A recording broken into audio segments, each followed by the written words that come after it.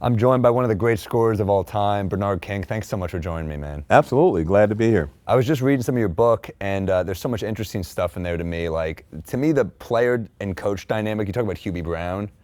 I don't know Hubie Brown like that. You have a different relationship as a coach than I do as a viewer on TNT. Like, to me, he just seems like a sweet old man. But then I see, when he's talking to you, I was like, Jesus, these are intense moments you have with him. Well, you know, it's my basketball journey. It's not only a basketball journey, it's a journey of my life. And this is the book, folks, right here, Game Face. You don't waste any time. We were going to get to that. But hey, we take it from right off the bat. So, you know, you're talking about Hubie. Hubie was a great coach to play for. But when I joined the Knicks, he was a very intense coach throughout all of his career. And he just had a way of speaking to players that I felt was disrespectful. And you wouldn't stand for it. Well, I respected him. And I didn't think it was necessary to speak to me in that way. I was ready every game. I was highly self-motivated. I wanted to be great. I wanted to perform well here in New York City. And I just had to take him aside and have a frank discussion with him about how he should speak to me properly and respectfully as I would respect him. And we saw eye to eye, and we got along quite well after that. You know what's really interesting to me is to be a great coach, you can't just be a great X's and O's guy. You have to be really great at dealing with players. I mean, it's two totally different things to have like people skills, but also be this great mind. And it's almost like being like a mathematician and then also a therapist at sometimes. It's two totally different things. So when you see like the coaches you played for, did you have a special connection with it? Was there anyone in particular that you really connected to as a coach? I would say number one was Al Attles. Al Attles coached me when I was with the Golden State Warriors. And he was a former player, he won a championship, and he understood what it took to play the game at a very high level. And so he communicated very well with his players, and consequently the players, they were willing to do anything for him. Hubie Brown was a great coach. You know, unfortunately his communication skills were lacking, and I think that I helped to develop him in that area. That's interesting. If coaches are open-minded enough, you could learn from the players too, you know? Absolutely. I'm learning from you on how to dress on this show. But hey, listen, I forgot my warm-up outfit. I should have worn my Knick warm-up outfit today with you. I love the Knicks outfits you wear, the warm-up with like the old school NY, like it looks like the Yankees logo, but it's orange. Yes, well, I love that logo as well. Any Knick logo is a good one for me. But obviously, I grew up watching the old Knicks in terms of Earl Monroe, Walt Frazier, Dave DeBusschere, and all of those, Willis Reed, those great Knicks. And those are the Knicks that I think of in terms of legacy. I wish I played with Patrick Ewing. And when you talk about the Knicks, that would have been a really fun time. It would have been unstoppable. Well, we would have won a championship, I think. That would have changed my childhood so much. In what way? In what way? Would have been a happier kid. Did you play hoops? Yeah, but like very low level. I mean, I'm a lanky Jew. What do you think I got here? So you didn't have any hops, you're saying? No. I have a nice 2-inch vertical. Well, all you had to do was perfect the baseline jumper and you would have been okay. Well, you had like a knack for scoring. You're one of those guys that I just watch clips of, and the ball just goes in. You have like this turnaround jumper. You had moves. I feel like if you're a scorer, there's other aspects of your game you can develop. If you just have a nose for scoring or you don't. Well, believe it or not, I had a systematic approach. I had a system for scoring, and I had 9 spots on the left, 9 spots on the right, and 4 spots from the front of the rim to the top of the key. Now, can you add that up? Not that quickly. 22 spots. Gotcha. So I had 22 spots where I wanted to get my shot, and that's really what made me a very effective player. I outline all of that in the book. Maybe that'll help your game or someone else's game. I'm taking this book straight to the point. Yeah, you know, you do have a sophisticated approach as a player, because I remember reading that you talk about developing your wind, right? Yes. I mean, like certain guys, they just think they have to run, but you would say, no, you have to sprint.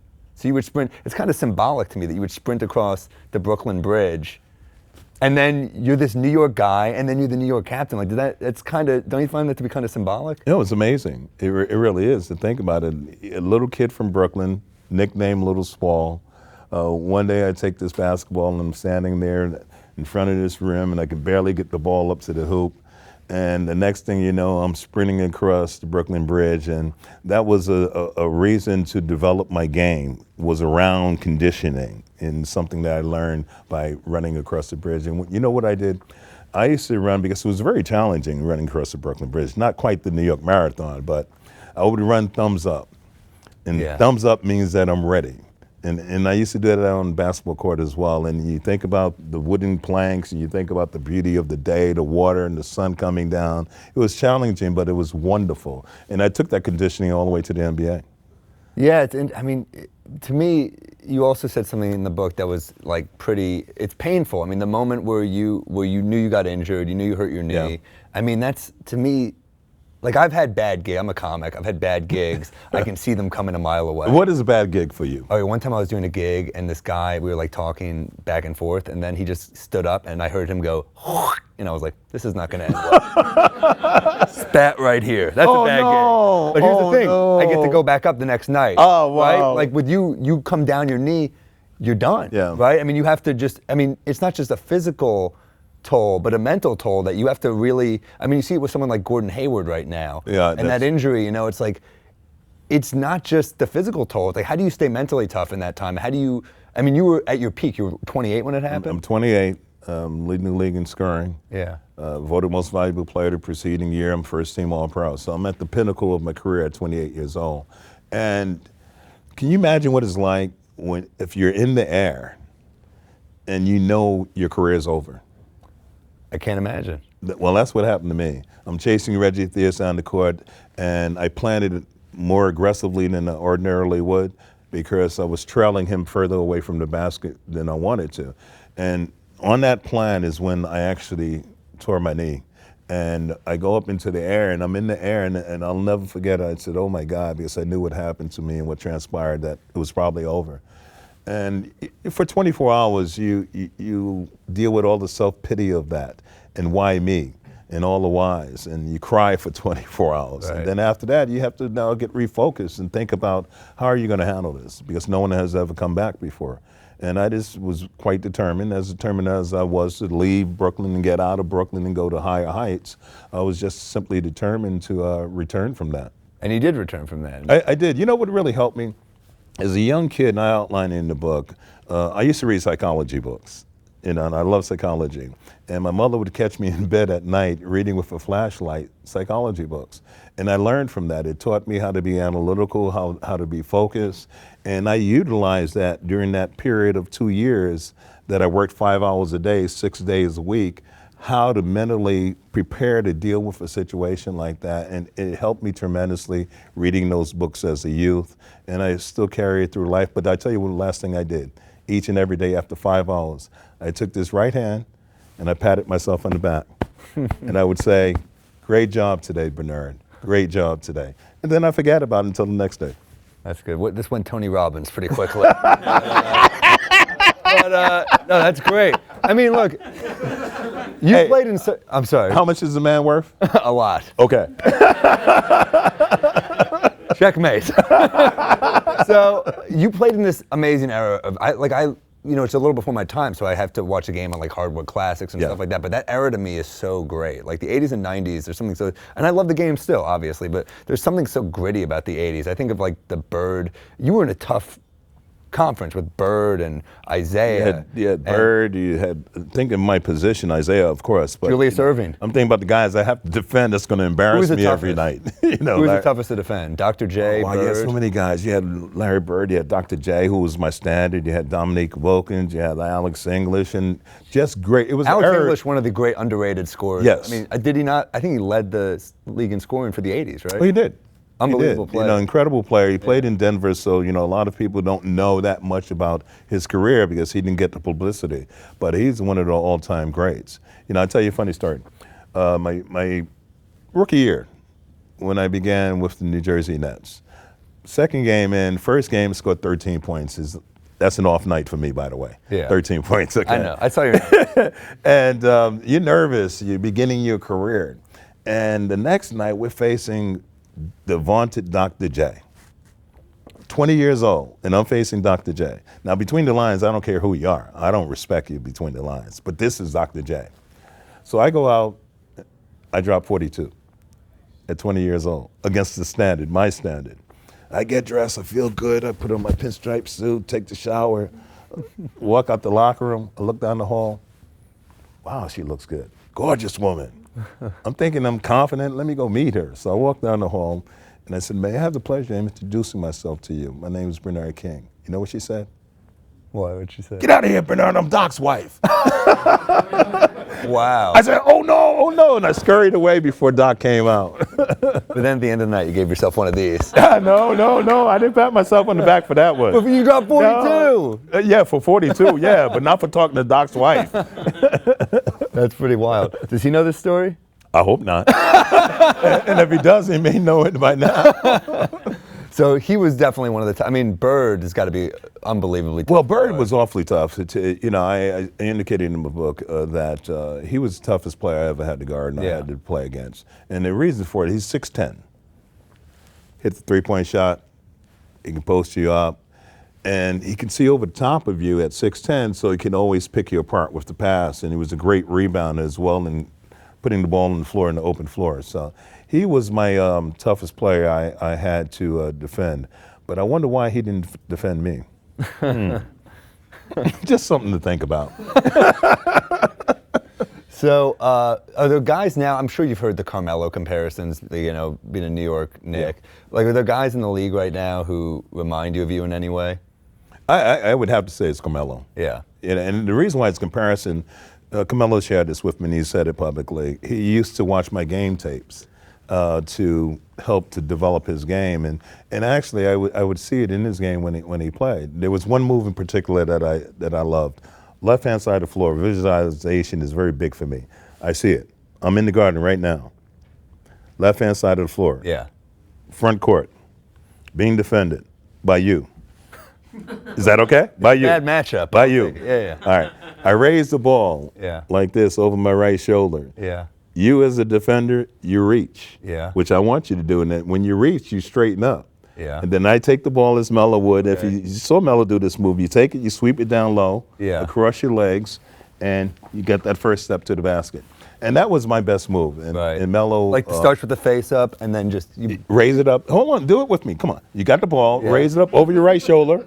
Now sweep it down low. No, straight down. Go straight out that way to the basket. Gotcha. You got your man beat. Use that the next time you play. I'll use it on 100th and Broadway where I play with a lot of hungover. Is that where you people. play? Yes. Is that where you play? I play there on Saturday sometimes. Yeah. Good games.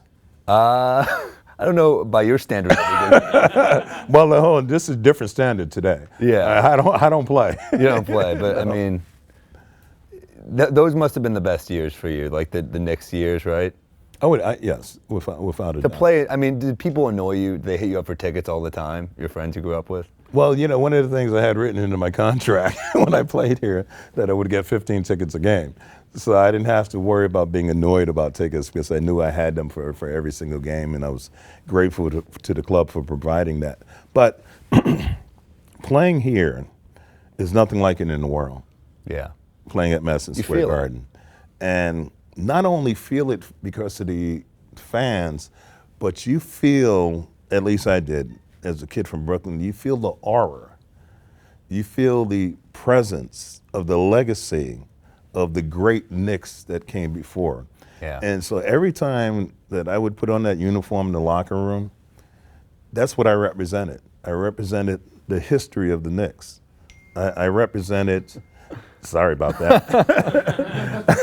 I represented the city. Yeah.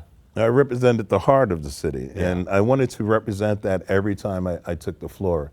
And I believe I did that awfully well. But I tell you what I did before each game. I had a system, technique that I would go through, a process, as I would refer to it, before the game. And my teammates, they knew not to speak to me during that time. Now, I've never done this on camera before, but I'm going to do it for you here today. Please. All right? Yeah. Because it's a switch for me. At least it was when I played. I would close my eyes. Don't worry, it's not going to be long. Okay, I'm not going to run out of film. Yeah.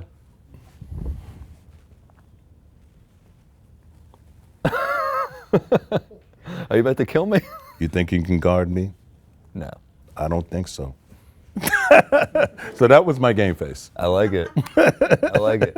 Well, I like that you talk about like having this great sense of humility and respecting the people that came before you, because I think that's important to make a great player.